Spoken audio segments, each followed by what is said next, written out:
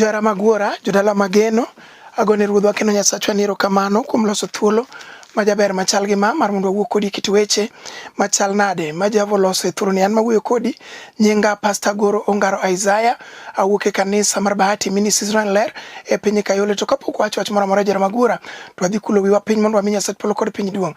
Jehova mar oganda lweny Ruoth polo kod piny, chunya odendi were maklo, duong' gi pak odogni ono, miwa weche madang yale kind weche kind thuolo ni ruodha to mar kuming'es. Amen. Jara magwora, adhi wuoyo kodi kuom jela. Jela ma kotwe ng'ato to jodala gi bedo piny to solo to wacho ni wuod ng'ane notwe dweche makama, notwe higni makamagi, to ji chokore, jomoko solo diek, jomoko solo dhok, jomoko kelo gwen, jomoko be wacho ni an be ok adonjie mar joka ng'ane, mar wuod joka ng'ane wang'iyo godo. To we awuo kawuono kuom jela minyalo kete wuod ng'ato makata ene boma, kata ene tedo nyar ng'ano, kata wuod ng'ano tieko sikul. To samoro jela entiere ma jela no tamore ni gimonego yudi ok ochopie. Jela kidhi neno ng'ato to nitie masharti, nitie conditions mimiyo ng'ato kidhi neno jela. Be ok yora nadhi neno ng'ane, nyocha wasomo go. Iketo ni otuchi moro matin timi seche minene go. Kata kiting'o mkate to nitie joma kawo mkate no mang'i ka be mkate no iye. Be nitie gimoro mikete ma ok ber, matiende ng'ama nie jela onge uhuru, en e jela, okete bwo twech, en e bwo chik. Ng'ama notwe kanosekawe modonjone mokete jela, to joma dhi omake mokete ka, koro pimo ne nyaka seche mag nindo. E jela ka nitie seche miketo ni seche ge mibiro nindo, magi to koro kinindi. Indaro wi piyo be ok sai, igo wi matek mondo ichung' malo, ichak luoko i jela, ichak wer, ichak luoko ne jomoko uniform mano jela. We awuo kuom gima Jehova chiko e thuolo ni. E tich jo ote 12 matindo 6. Wasom gima Jehova Nisi Adonai Ebenezer ochiko e thuolo ni. Ogony Petro e jela mane thuon wach. Mano Petro wuod Jona okawe morwake e jela, otwe e jela. Sama ng'ato ni e jela imiye nyaka ina lewni morwako.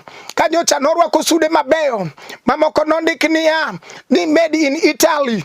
Mago Italian suits magigonyo oko, iketo mabor, irwako ni kunguru. Matiende niya nyaka gik mirwako ka in e jela nitie joma nokete jela ma nyaka lepgi machon mane gin go mabeyo nogol te kawuono giwuotho kod lewni moyiech. Ang'o momiyo? Nikech jela moro nobire par ng'ato, ma jela no nodagi ni kata lawu kibedgo, jela nyalo donjo makata nyathi ok ibed godo, jela nyalo donjo makata tedo kitedi, jela nyalo donjo makata kendo kikendi, jela nyalo donjo makata ot ok inyal gero, jela nyalo donjo manyaka plende mane in go te, nyaka joma noketie jela tamore ni mago ok nyal timore. Duong' odog ni Nyasaye mapok olo. Muma wacho otieno mane kiny onego Herode golie Petro oko ni ji. Otieno no mano onego bed ni kinyne igolo Petro maka Jona ne ji oko mondo nyiere, mondo goye, mondo miye wich kuot. Kawuono wadwa luongo Yesu chier mar choke. Otieno no mano onego bed niya kinyne igole oko, igone Petro ka Jona mau. Nitie jomoko mokinyi masani, nitie gima jasigu nopango ni kiny dwa timo. Mumba kona niya otieno no mopangi ni kinyne igolo Petro e jela mondo kete oko. Ka ji go rarara giwacho ni ento watieke, to winj gima muma wacho. Otieno mane kiny onego Herode golie Petro oko ni ji. Petro noyudo nindo e kind jorit ariyo. Tie jarit machielo koni mawacho ni to kiwuogi, machielo bende ni koni mano be wacho ni ok iwuogi. Nitiere nyaka samoro noket gik moko koni nyaka mag dier koni, dier odagi e jela kama nitie ok iwuogi. Nyaka gope be oket koni, samoro oket ich maremo koni, ochako oket nding maremo koni, oket konso dichwo koni, ochako oket ni ok inyal yudo kata kama dibedi gi kwe koni. Tich moro amora miyudo to kethore. Noket jorit ariyo, nowach ni Petro kaponi jarit ni pod yweyo to mato neno. Nitie jomikete jela ma ok mi kata thuolo mar yweyo kata matin. Joma noketo gi e jela nowach ni to brosike jela kanyo, itwegi gi nyoroche madongo dongo. Nitie joma onge huruma, makato ka odhiang modhi otweyo ka odhi kata mne liel moro to ka odheno to twe kanyo ok lichne ni dheno ok chiem ka ok lichne kata koth biro marape en no twe kanyo. Petro no kete kind jorit ariyo duong odog ni Nyasaye maduong'. Ne otwe gi nyoroche ariyo. Mano Petro wuod Jona otwe kod nyoroche ariyo. Otwe samoro kod nyoroche mag tuo ma samoro anyuola solo negi. No otwe kod nyoroche ariyo. Samoro en nyororo mar gope, samoro en nyororo mar wich rach, samoro en nyororo mar koso nyathi, samoro en nyororo mar ich maremo. Odhi orwake jela chamo kete kanyo. Ok wang'eyo ni nong'adne ndalo adi mar mondo mi obedi e jela. Winj gima muma wacho. Ariyo, kendo askeche bende ne rito jela mondo kik owuogi. Ni rito jela mondo kik owuogi. Samoro ketie jela to jela ni rito mondo kik iwuogi. Kati som to jela moketie ong'eni kata ok ni wuogie. Kamineno waketeni kiawa kano ae joma no ketie jela wuoyo kabuyo nyaka shopping center mamaru giwacho ni kiawa kobro duogo ka obro duogo mana gi pat ma konchiel rakwaro konchiel rambulu kobro duogo ka obro duogo ka lepe oting'e paper bag. Mago joma no ketie jela moro ket koni moro ritie nyim dhorangach moro ritie toko pacho. Giwacho ni dala ni to kati wuogie ni dhi manyo tich kamachielo to wan kodi moro ni koni moro bende ni koni. O Jehova to nitie Nyasachwa man kod duoko. Muma wacho ni ya to malaika mar Ruoth Nyasaye notucho mochungo bute ek kendo ler nopong'o di twech. O Jehova ber manade. Eka malaika noyiko Petro mochiwe kawachone niya malo piyo kata notweye jela mar dhier, malo piyo kata notweye jela mar tuo, malo piyo kata notweye jela mar gope, malo piyo.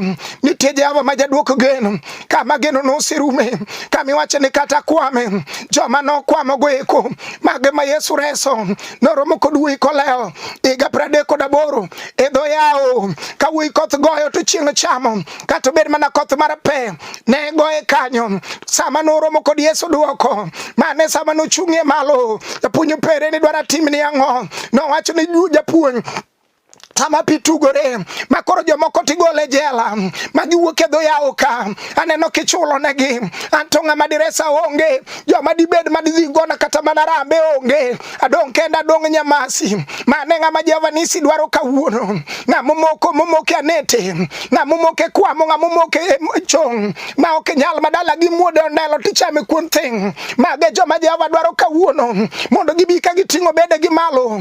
Giwacho ni Jehova semoke jela nyithindo moke jela dala na kai miwacho ni joter wuokie dala na kai miwacho ni nyiri ok tedie dala na kai miwacho ni yawuoyi ok kendie dala na kai ma nyithindo ok nyal yude tich to nitie Jehova manyalo mar oro malaika obro chiewo Petro kawuono. Ere Petro mating'o bade sani wacho ni Jehova kawuono chiewa ok nachaka dong kanindo ohanda ok nonindi tedo na ok nonindi.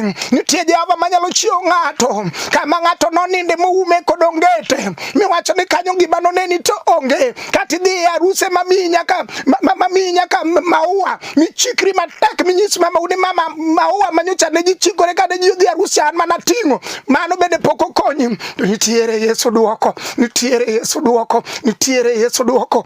Mumba kona niya eka malaika no noyuko Petro mochiewe kowacho ni malo piyo gikanyo no nyororo no gonyore e lweti Petro biro gonyore kawuono ni ng'ata manie jela nyororo biro gonyore wacha ni iya ni kawuono Jehova biro gonyo nyororo ni Yesu janasare. Malaika nowacho niya twe okanda ni beda motegno kawuono twe okanda ni nitie Jehova ma jakel duoko twe okanda ni kendo rwak wuoche ni. Kane Petro setimo kamano malaika nowacho ni kendo niya rwak lawi kata no mai lewni rwak lawi kawuono. Nitie Jehova ma jaduoko gik mano ma ng'ato rwak lawi kawuono ting' pepas ni malo kawuono. Nitie Jehova ma jaduok ne gik mano olal nyaka nyar ng'ato manoseluongo na poyo madichuo. Nitie Jehova ma jaduok geno kama geno rume.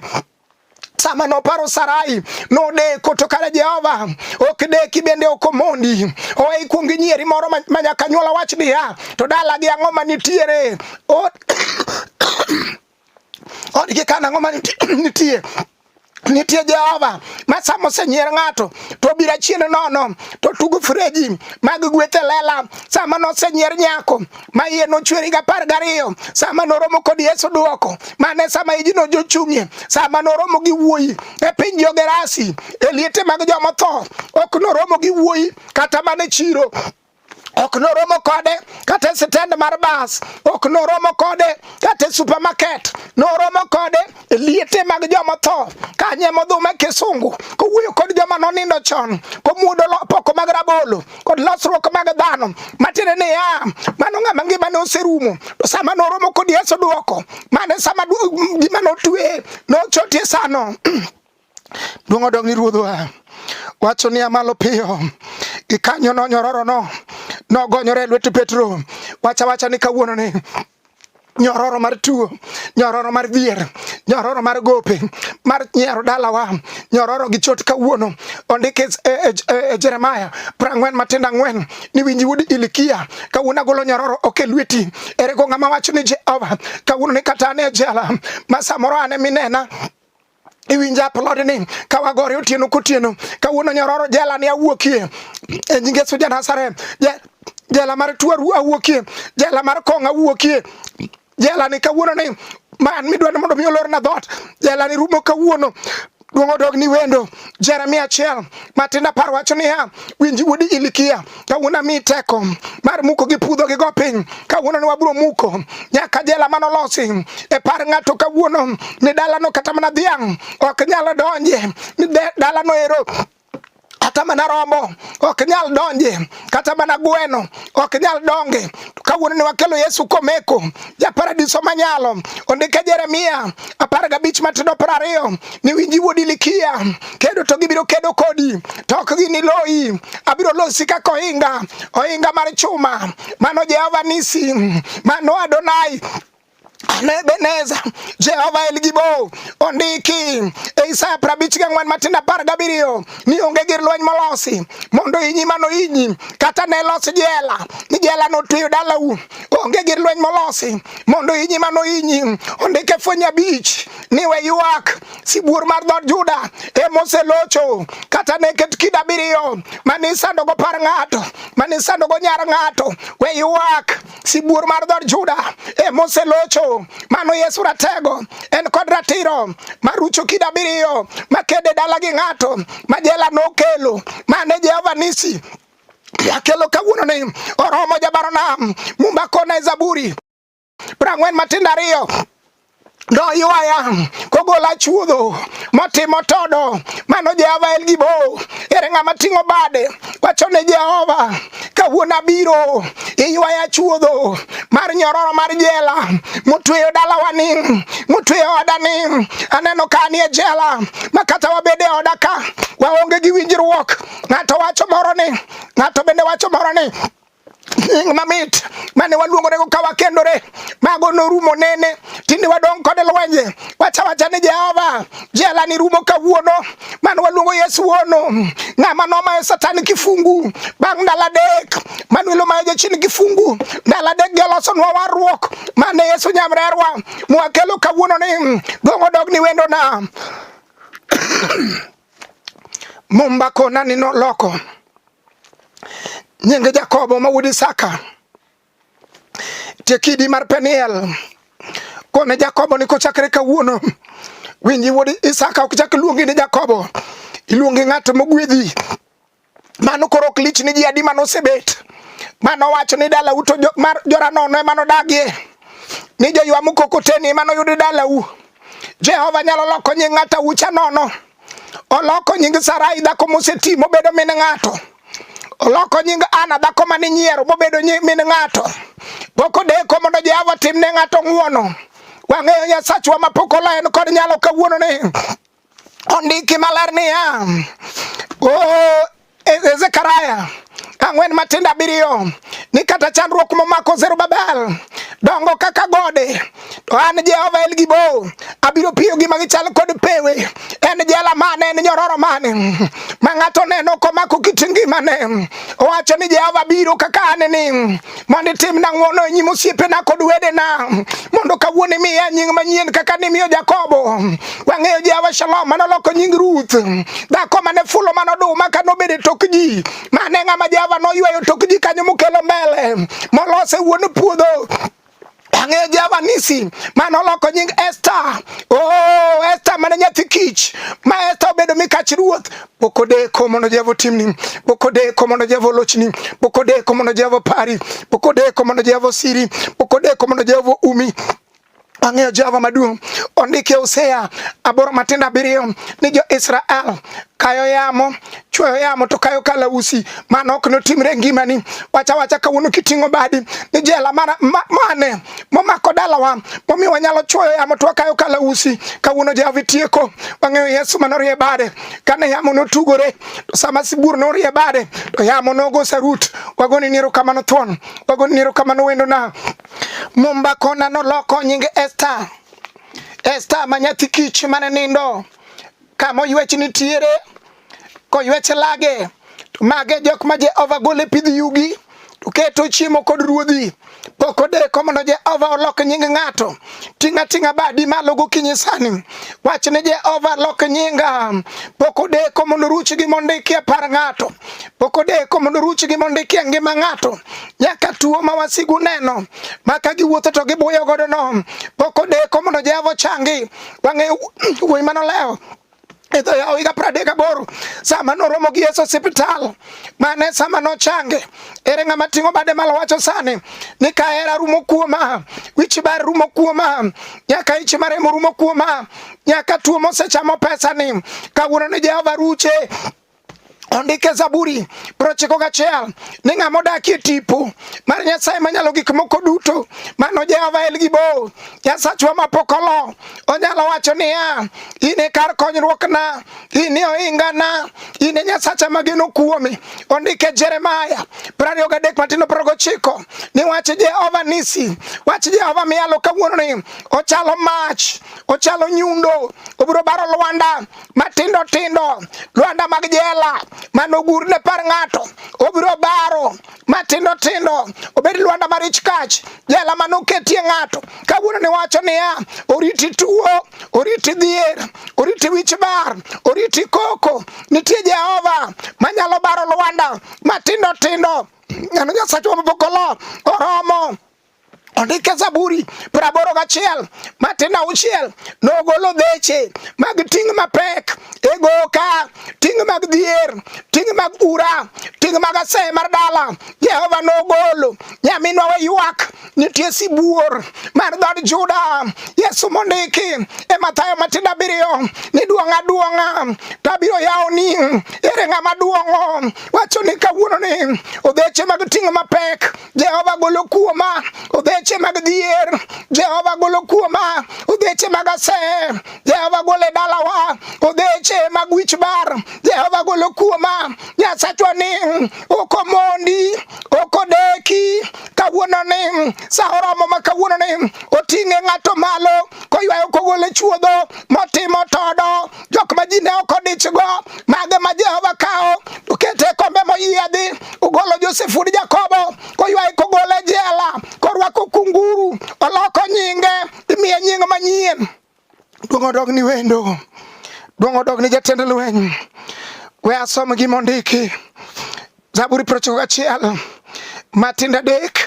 Ere ng'ama wacho ni Jehova timna ng'wono. Aneno jela kadhi kodwa marach, jela dhi koda marach, jende tuo dhi koda marach, jende kong'o ketho nyithiwa, jende ura mako dalawa. Jehova gol jela, Jehova bi kod kifungu, gol jela kawuono. ondike Zaburi 91 matin adek niya, Nyasaye nokonyi adier kuom masiche duto mopondo. Bende masiche go opondre tok pacho, ma girita rita nyithindi, girita rita jaodino, girita rita chiegi, girita rita mondo chak pith. To kichaka pith ni to masiche ochakore, ma usukul, ma kul dong nono, ma dala dong nono, midonja ke lepi, ma dong nono, girita rita mondo itedi. To kichako tedo ni masiche ochakore. O kawuono ni akelo Yesu raba, onyalo rucho gimondiki motweyo ng'ato. O nyororo no sibuor bro chode kawuono. Manuel ni kod teko mar chode, ma iluongo ni Yesu Komeko, Lwanda mar jomoyie. Muma wacho ni Nyasaye nokonyi adier kuom masiche duto mopondo, kendo kuom tuoche manego ji. En oumi gi buombene, miywe e tipone, gi kwe. Adiera ne biro bedo ni kako kumba kod gigi mag lweny. Adieri mar Jehova, ka Jehova wacho notimo, to biro timo. Ondik maler e kwan 23 matin 19 ni Jehova ok en dhano. Ji osesingo gik mang'eny nyaka liete, ka giwacho ni nyithindogi magi apuonjo te, to ji pamonegi rarara. To kiny kidok ire to wacho ni moko ng'eyo gima nowacho. Muma tokona e kwan 23 matin 19 ni Jehova ok en dhano. Kowacho nogwedhi, obro timo. Kowacho nochangi, obro timo. Duong' odog ni ratego, ng'ama lo ionge. Ondike Jeremiah 30 matin 8, abro turo jok mag ting' mapek manie goki, manie ng'uti go eko, kata nen jok mar tuo, kata nen jok mar dhier, kata nen jok mar ase. Wan kod Jehova Nisi, en kod teko mar ture. Kawuono ni Yesu Janazareth, Jehova nyalo kawuono ni ang'e Jehova obro timo ne ng'ato ng'wono kawuono. Ere ng'ama wacho kako ndike Hosea 8 matin 7, kawuono ni ere ng'ama ywak ni Jehova timna, Jehova para, Jehova gwedha, Jehova timna.